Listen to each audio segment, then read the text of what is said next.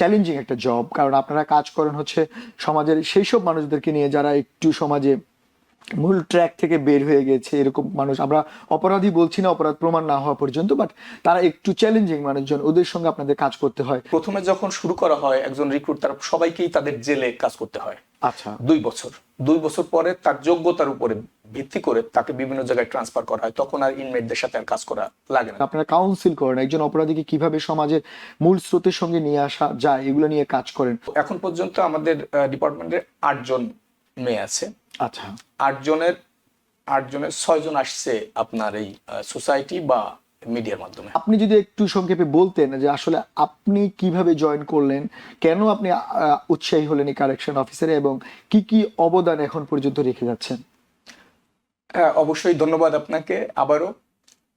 আমি বেশি দিন সিটি জবে আসি না, মেবি 10 বছর।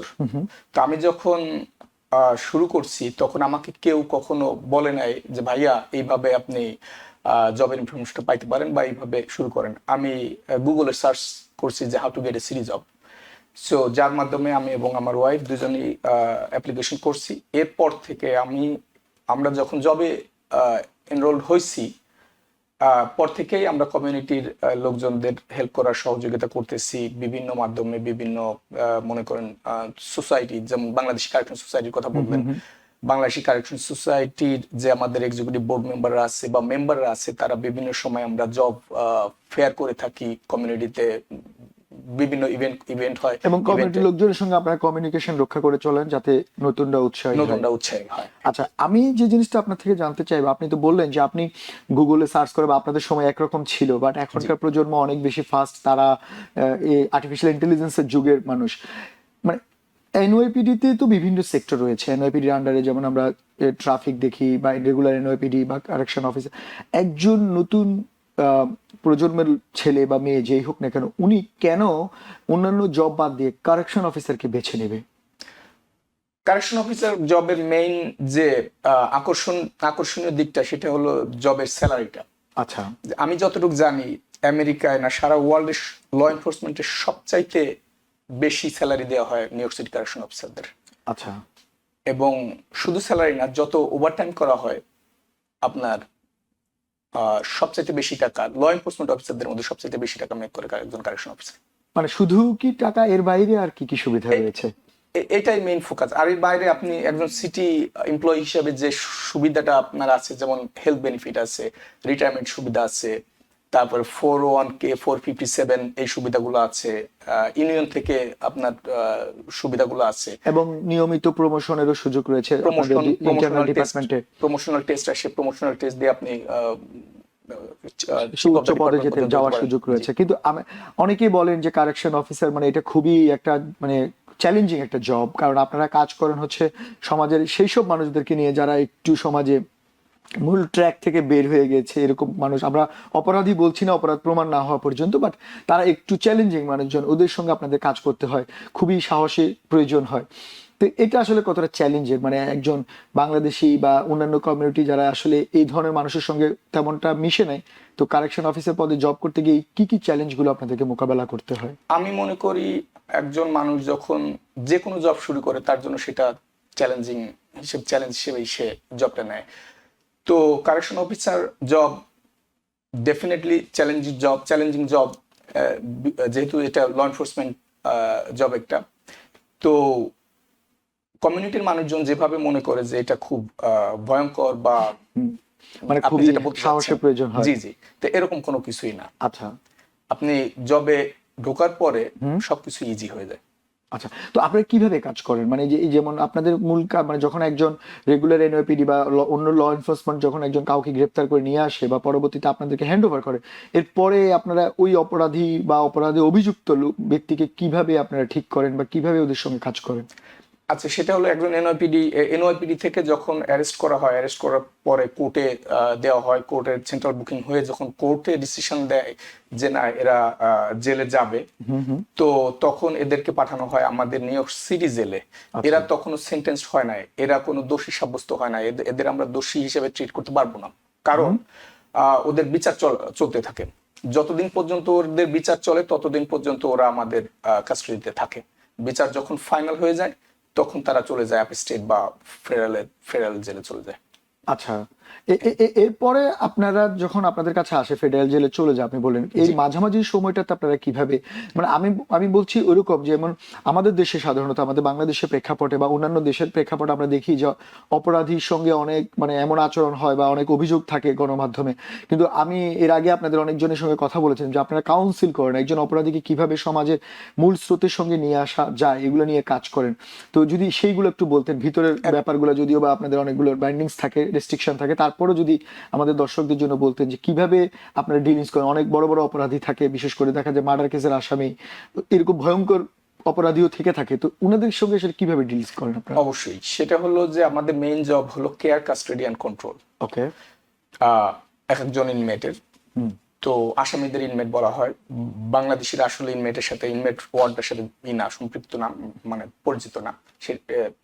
তো কেয়ার, কাস্টাডি অ্যান্ড কন্ট্রোল, যখন একজন ইন্ডিভিজুয়াল কোর্ট থেকে আনা হয় তাকে কেয়ার করা হয়, কেয়ারের মাধ্যমে রাখা হয়, তাদের কাস্টাডিতে রাখা হয় এবং কন্ট্রোল। আর আপনি যেটা বললেন যে সার্ভিসগুলা বা যে কিভাবে টেক কেয়ার করা হয়, এখানে আপনার প্রত্যেকটা ইনমেটের জন্য আলাদা আলাদা আছে, তার অপরাধের উপরে ভিত্তি করে ওদের সেপারেট করা হয় এবং তাদের জন্য আলাদা আলাদা একটা ইউনিট আছে। ওকে। প্রত্যেকটা ইউনিট আলাদা আলাদা ভাবে তাদের সাথে কাজ করে, যেমন মেন্টাল হেলথ ইউনিট আছে, তারপর বিভিন্ন ভাবে বিভিন্ন মানে অপরাধের মাত্রা অনুযায়ী আপনার এই যে জেলের যে কোড অফ কন্ডাক্ট সেগুলোকে নির্ধারণ করা হয়। আচ্ছা, এটা গেল তো আপনার আপনারা যেভাবে কাজ করছেন, কিন্তু বছরে আপনাদের মানে যে হায়ারিং যে রিক্রুটমেন্ট ব্যাপারগুলো সেটা কি পুরো বছর ধরে চলতে থাকে নাকি নির্দিষ্ট কোনো সময়ে? না, মাঝে মাঝে এটা বন্ধ হয়, হায়ারিং প্রসেসটা বন্ধ হয়। এখন চলতেছে আপনার জুন জুলাই পুরো টাইমটাই আপনার অ্যাপ্লিকেশন রেজিস্ট্রেশন চলতেছে। আবার হয়তো বা বন্ধ হবে 2-3-5 মাসের জন্য, মাঝে মাঝে ইয়ার্স এর জন্য বন্ধ হয়ে যায়। আচ্ছা, তো এই যে আবেদন করার জন্য কি কি ক্রাইটেরিয়া প্রয়োজন হয়, কি ধরনের যোগ্যতাগুলো দেখা হয় যে একজন আবেদনকারীকে আপনার মানে এটার জন্য এলিজিবল হওয়ার জন্য? আবেদন করার জন্য বেসিক্যালি আপনার হাই স্কুল ডিপ্লোমা, পরে 39 কলেজ ক্রেডিট, এরপরেও 39 কলেজ ক্রেডিট ওয়েব করা হয় যদি আপনার বিভিন্ন ল এনফোর্সমেন্ট জব বা বিভিন্ন জবের লাস্ট 1 বছর বা 2 বছরের এক্সপিরিয়েন্স থাকে, কন্টিনিউয়াস জবে থাকেন, তাহলে আপনার ওই 39 কলেজ ক্রেডিটটা আপনাকে ওয়েব করা হয়। আর হলো সিটিজেন থাকতে হবে মাস্ট, সিটিজেনশিপ। আপনি গ্রিন কার্ড দিয়ে রেজিস্ট্রেশন করা যায়, পরীক্ষা দেওয়া যায়, বাট যখন জব শুরু হবে তখন আপনাকে অবশ্যই সিটিজেন হতে হবে। আচ্ছা, আর একটা হচ্ছে পরীক্ষা যে হয়, যে পদ্ধতিগুলোতে আপনি বললেন এগুলো হচ্ছে ক্রাইটেরিয়া জবের জন্য, পরীক্ষাটা কেমন হয়? পরীক্ষাটা কি ধরনের কোশ্চেন গুলো আসে, কি মানে সেগুলো কি অনেক বেশি হার্ড বা অনেক বেশি কঠিন হয় কিনা? পরীক্ষাটা আসলে বেসিক্যালি এটা বেসিক ধারণার উপরে। একজন ল এনফোর্সমেন্ট ডিপার্টমেন্টে জব করার জন্য যে আপনার কতটুকু ধারণা আছে, একটা বেসিক ধারণা থাকতে হবে। আচ্ছা, সেখানে কি ফিটনেসের কোনো ব্যাপার থাকে? ফিটনেস, অবশ্যই ফিটনেসের ব্যাপার আছে, কারণ ফিটনেসটা হলো আপনার পরীক্ষার কয়েকটা পার্ট আছে, পার্টের মধ্যে ফিটনেসটা একটা পার্ট। আচ্ছা, আর ট্রেনিংটা কেমন হয়? যেমন আপনাদের মানে বাজারে প্রচলিত যে আপনাদের ট্রেনিং অনেক হার্ড ট্রেনিং হয়, সেটা কি সত্য কিনা বা কেমন ট্রেনিং? অবশ্যই আপনার ট্রেনিং 6 মাসের ট্রেনিং করানো হয় একাডেমিতে। তো সব দিক দিয়ে আপনার শারীরিক ট্রেনিং করা হয়, ফিজিক্যাল ট্রেনিং, দেন আপনার একাডেমিক, সব মিলেই ট্রেনিংটা মানে খুব একটা কঠিন না, মানে কয়েকটা ভাগে ট্রেনিংটা করানো হয়। আচ্ছা, যখনই একজন নতুন এই সবকিছু মানে পার করে ফেললো, মানে সাকসেসফুলি সে ডান করলো, দেন এরপরে আপনি বলছেন উনি জয়েন করতে পারে, তো এই যে জয়েন করার পরে কতদিনের মধ্যে ওনাদেরকে পোস্টিং দেওয়া হয়, নাকি নির্দিষ্ট কিছু সময় তাদেরকে একটা একাডেমিতে বা কোথাও রাখা হয়, দেন তারপরে পোস্টিং দেওয়া হয়? 6 মাস ট্রেনিং একাডেমিতে, 6 মাস পরে ওরা যখন গ্রাজুয়েশন করবে, গ্রাজুয়েশন করার 2-3 দিন আগেই ওদের পোস্টিং দেওয়া হয় কে কোন জেলে বা কোন ইউনিটে যাবে। ও আচ্ছা আচ্ছা, এবার আসা যাক, আপনি যেহেতু বাংলাদেশি, তা আমরা তো জানলাম যে কিভাবে জয়েন করা যায় বা অপরচুনিটি গুলো আপনি বললেন যে লটস অফ অপরচুনিটি রয়েছে এই পদে, এবং এটা যেহেতু অনেক বেশি পরিমাণে মানুষ জানে না বা অনেকে কিছুটা এক ধরনের একটা মানুষের মধ্যে ভয় বা অন্য রকমের একটা সংশয় কাজ করে, তাই এখানে কম্পিটিশনটা একটু কম হওয়ারই কথা অন্যান্য ডিপার্টমেন্ট থেকে, সেটা আমি জানি না, হয়তো আপনি আমার চেয়ে ভালো জানবেন। তো সেই জায়গায় আমাদের বাংলাদেশিদের কেমন আগ্রহ দেখছেন এই কারেকশন অফিসার পদে আবেদনের ব্যাপারে বা জয়েন করার ব্যাপারে? বাংলাদেশিদের আমি যখন শুরু করছি তখন এক একটা ক্লাসে, একাডেমিক ক্লাসে আপনার 1%, 2% বাংলাদেশি মাত্র 1% 2%। হ্যাঁ। আচ্ছা, তো আমাদের এই সোসাইটি হওয়ার পরে আমরা যে কমিউনিটির কাজগুলা করতেছি, এই কাজ করার পরে বিভিন্ন রিক্রুটমেন্ট প্রসেস করা হচ্ছে, যার কারণে আপনার এইটা 1-2% থেকে উঠে 10-12% পর্যন্ত চলে আসছে। আচ্ছা, আর টিবিএন অনেক বড় ভূমিকা রাখতেছে এই আমাদের বাংলাদেশিদের জবে আনার জন্য। আচ্ছা, ধন্যবাদ। সেটা হলো আরেকটা কথা বলবো, গত ক্লাসে লাস্ট ক্লাসটায় আপনার 87 টোটাল রিক্রুট ছিল একাডেমিতে। আচ্ছা, তার মধ্যে 6 জন বাংলাদেশি ছিল, 6 জনের 5 জনই আসছে টিবিএন এর থ্রু থেকে। এই যে আমি যে টিবিএন এ আসি রেগুলার, এই টিবিএন এর দেখে প্রোগ্রাম দেখে তারা আসছে। না সেটা অবশ্যই। আমরা টিভি আসলে গণমাধ্যমের কাজই হচ্ছে তথ্য মানুষের মাঝে ছড়িয়ে দেওয়া, আর যেহেতু আমরা বাংলা গণমাধ্যম, তো আমাদের কাজ বাংলাদেশি কমিউনিটির উপকারে কাজ করা, যাতে, কারণ এখন যে অবস্থা হচ্ছে, তথ্য হচ্ছে এখন সবচেয়ে পাওয়ারফুল একটা জিনিস। মানুষের অনেকে আগ্রহ রয়েছে কিন্তু জানে না কিভাবে আবেদন করবে, কিভাবে যাবে। সেক্ষেত্রে আপনাদেরও ভূমিকা রয়েছে, আপনারা আসছেন, আমাদেরকে তথ্যগুলো দিয়েছে, সহায়তা করছেন, এই জন্য আপনাদেরকেও বিশেষ ধন্যবাদ। কিন্তু আপনি যেটা বললেন যে 12% বাংলাদেশি হয়েছে, কিন্তু আমরা যেমন আপনাকে দেখলাম, এর আগেও আরো অনেকেই আছেন যারা অনেক উচ্চ পদে রয়েছেন এখানে। তো তার মানে জয়েন করলে কি উচ্চ পদে বাংলাদেশিদের যাওয়ার সুযোগ রয়েছে কিনা? যে অনেকে বলে যে না, বাংলাদেশি হওয়াতে বা অন্যান্য কমিউনিটিরা বা ওরা এত বেশি সম্ভব না। আপনার কি মনে হয় যে এই ধরনের ব্যাপার ব্যান্ডিংস কি রয়েছে কিনা? উচ্চ পদের বিষয়টা ভাই, এটা আমি যতটুকু মনে করি এটা সম্পূর্ণ আপনার নিজের উপরে, একজন যোগ্যতার উপরে, আপনার মধ্যে কতটুকু আছে, আপনি তা দিয়ে কতটুকু উপরে যাইতে পারবেন। যেমন আমি উদাহরণ দিই, বাংলাদেশে যেমন একজন পুলিশ অফিসার, পুলিশ কনস্টেবল যে ঢুকে, তারা অনেকে আছে তারা ওইভাবেই থেকে যায়, আবার অনেকে প্রমোশন নিয়ে আপনার উচ্চ পদে চলে যায়, অনেক উচ্চ পদে চলে যায়। তো সেম, যে আপনার ভিতরে কতটুকু আছে, আগ্রহ আছে আপনার, তার উপরে ভিত্তি করে আপনি উপরে উঠবেন। আচ্ছা, তবে সুযোগ আছে, প্রমোশনাল পরীক্ষা, বিভিন্ন সুযোগ আছে। আপনার দক্ষতা দিয়ে আপনি ওইখানে শুধু জেল না, আপনার 91টা ইউনিট আছে আমাদের ডিপার্টমেন্টে। আচ্ছা, যেমন আমি বলি, আপনার একাডেমি একটা ইউনিট, একটা ডিভিশন, তারপর জেল কয়েকটা জেল, তারপর হেডকোয়ার্টার আছে, তারপর ইনভেস্টিগেশন আছে, আইজি আছে, আইডি আছে, K9, অ্যাডমিনিস্ট্রেশন আছে, আইটি অ্যাডমিনিস্ট্রেশন, এরকম করে আপনার 91 ইউনিটস আছে। তো প্রথমে যখন শুরু করা হয় একজন রিক্রুট, তার সবাইকেই তাদের জেলে কাজ করতে হয়। আচ্ছা, 2 বছর পরে তার যোগ্যতার উপরে ভিত্তি করে তাকে বিভিন্ন জায়গায় ট্রান্সফার করা হয়। তখন আর ইনমেটদের সাথে আর কাজ করা লাগে না, যদি তার যোগ্যতা থাকে সেইরকম হাইলি। তার মানে অনেকে যে ধারণা যে কারেকশন অফিসার মানেই শুধু ক্রিমিনালের সঙ্গে কাজ করবে, জেলের মধ্যে কাজ করবে, ব্যাপারটা কিন্তু সেটা না। আপনি বলছেন প্রায় 91টা ডিভিশন রয়েছে, যে চাইলে ওইসব ডিভিশনেও কাজ করার সুযোগ রয়েছে, ইনক্লুডিং অ্যাডমিনিস্ট্রেশন, এইচআর, আপনি বলেন একাডেমিক, ইনভেস্টিগেশন, এরকম লটস অফ ডিপার্টমেন্ট রয়েছে, এগুলোতে সুযোগ রয়েছে। তবে মিনিমাম 2 বছর তাকে ফিল্ডে, আপনি যেটা বললেন, কাজ করতে হয়। আচ্ছা, সেই ক্ষেত্রে একটা প্রশ্ন উঠে যায় যে আপনি বললেন বাংলাদেশি কমিউনিটি, কিন্তু আমরা জানি যে এই ধরনের জবগুলোতে নারীদের আগ্রহ খুবই কম থাকে। তো আপনি আসলে এই কারেকশন অফিসার পরে নারীদের কেমন যোগদান দেখছেন, বা নারীদের আগ্রহ কেমন দেখেন? এটা একটা অনেক ভালো কোশ্চেন জিজ্ঞেস করছেন। সেটা হলো, নারীদের আসার পার্সেন্টেজ খুবই কম। আচ্ছা, এই যে আমরা সব জায়গায় যে জোর করে করে বলি, বা এক জায়গায় কপি খেতে গেলেও ওইখানে স্টপ করে দাঁড়াই যে আপু একটু কথা বলবো, কথা বলা যাবে, তারপরে তাকে জবের জন্য বিভিন্ন সময় দেওয়া হয়। এরকম করতে করতে করতে করতে ফেসবুকে, তারপরে মিডিয়া দিতে দিতে এখন কিছু কিছু লোক, কিছু কিছু মেয়েরা আসতেছে জবে। তো এখন পর্যন্ত আমাদের ডিপার্টমেন্টে 8 জন মেয়ে আছে। আচ্ছা, 8 জনের 6 জন আসছে আপনার এই সোসাইটি বা মিডিয়ার মাধ্যমে। 8 জন নারী রয়েছে বলছেন, বাংলাদেশি নারী কথা বলছেন। নারী তো অনেকই রয়েছে, বাট বাংলাদেশি নারী তার 6 জন আছে। তার হ্যাঁ, বলুন। এবং সবচেয়ে বড় কথা হলো যে আপনার একটা ছেলে যখন জব শুরু করে, তার 2 বছরের মধ্যে তার অনেক বাধার মধ্য দিয়ে যাইতে হয়, যেহেতু ইনমেটের সাথে কাজ করে। আপনি যে বললেন ভয়ঙ্কর অনেক কিছুই আছে এর মধ্যে। তো অনেক সময় এরা স্ট্রেসফুল জব, স্ট্রেসটা নিতে পারে না। কিন্তু মেয়েদের ক্ষেত্রে ঘটনা কি, মেয়েরা যে কজন মেয়ে আসছে, তারা এখন পর্যন্ত একটা মেয়েও তারা জব থেকে যায় না। এটা খুবই একটা ভালো একটা সংবাদ যে এমনিতেই আমাদের বাংলাদেশের নারীরা বিভিন্ন ক্ষেত্রে অবদান রাখছে সমাজে, এবং আগের চেয়ে অনেক বেশি পরিমাণ ইনভলভমেন্ট বাড়ছে। হাসান ভাই, আমাদের একজন দর্শক রয়েছে লাইনে, আমরা একটু প্রশ্নটা নিয়ে আপনার কাছে আবার আসছি। দর্শক, আপনি আপনার নাম বলে প্রশ্নটি করুন। ওকে, ঠিক আছে। হ্যাঁ, আমরা ওকে, শুনতে পাচ্ছি। আমার নাম এস খান।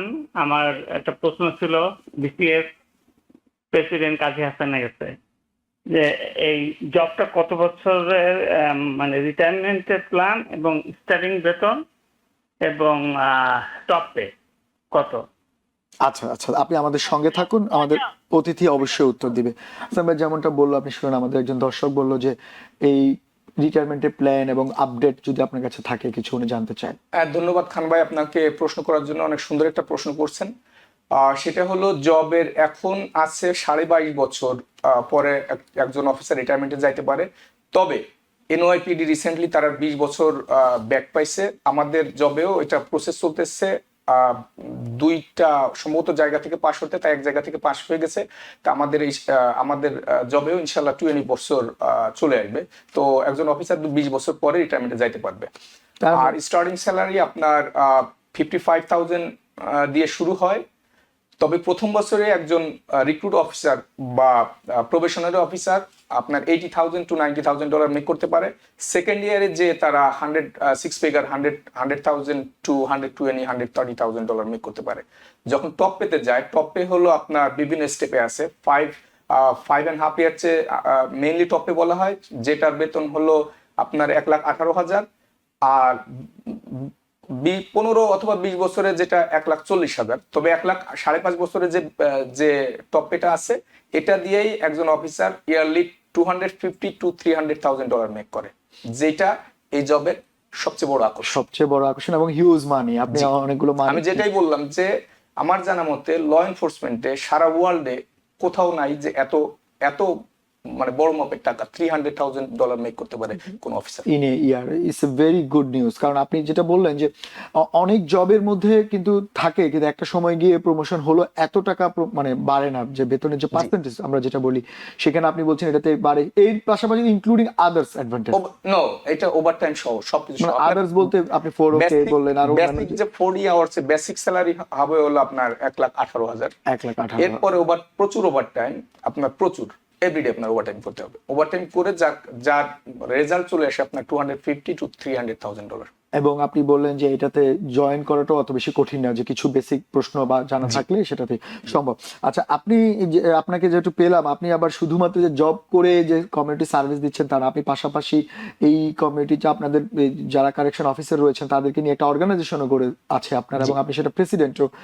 এই অর্গানাইজেশন আসলে কি কাজ করে, কিভাবে কাজ করেন আপনারা? আমরা জানি যে বাপার কথা জানি, তারাও যথেষ্ট ভালো কাজ করছে, অনেক অবদান রাখছে কমিউনিটি, বিশেষ করে তারা ক্রিয়েট করছে পাবলিক কনসার্ন। আপনারাও কি এই ধরনের কাজ করছেন, বা সামাজিক সাংস্কৃতিক কি কি কাজে জড়িত? বাপা আর আমাদের বিসিএস বাংলাদেশি কারেকশন সোসাইটি দুটো সেমই। আপনার দুইটাই ল এনফোর্সমেন্টের অর্গানাইজেশন, প্রফেশনাল অর্গানাইজেশন। আমাদের মেইন কাজ যেটা, সেটা হলো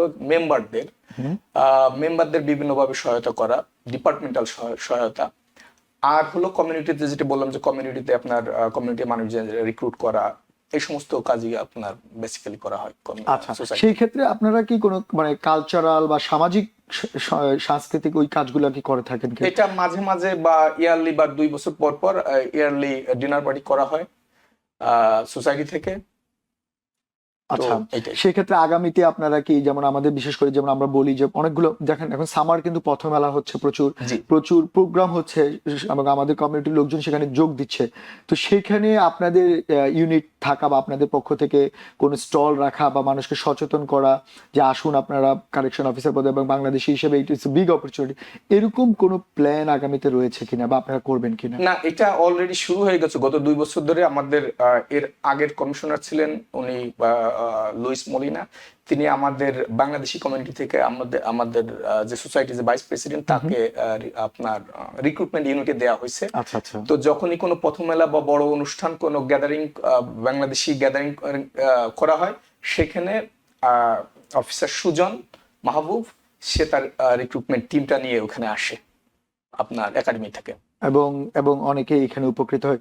হাসান ভাই, আমাদের সময়টা আসলে খুবই কম, তারপর আপনি আমাদেরকে অনেক তথ্য দিয়ে সহায়তা করেছেন, এবং আমরা আশা করব যে বাংলাদেশি কমিউনিটি যারা এখনো জবের জন্য অপেক্ষা করছে, বিশেষ করে আকর্ষণীয় সিটি জব, সেখানে কারেকশন অফিসার পদটা তাদের জন্য অবশ্যই একটা ভালো চয়েস হবে, এবং আপনারা সেক্ষেত্রে অবদান রাখতে পারবেন, আপনাদের সঙ্গে যোগাযোগ করতে পারবে। আপনার যদি কিছু বলার থাকে আমাদের নতুন প্রজন্মের জন্য, যেহেতু আপনি পথ দেখিয়েছেন আমাদেরকে। অবশ্যই ধন্যবাদ আবার বিশাল ভাই আপনাকে। আর কমিউনিটির মানুষদের জন্য আমি একটা কথাই বলবো যে আপনারা ট্রাই করেন।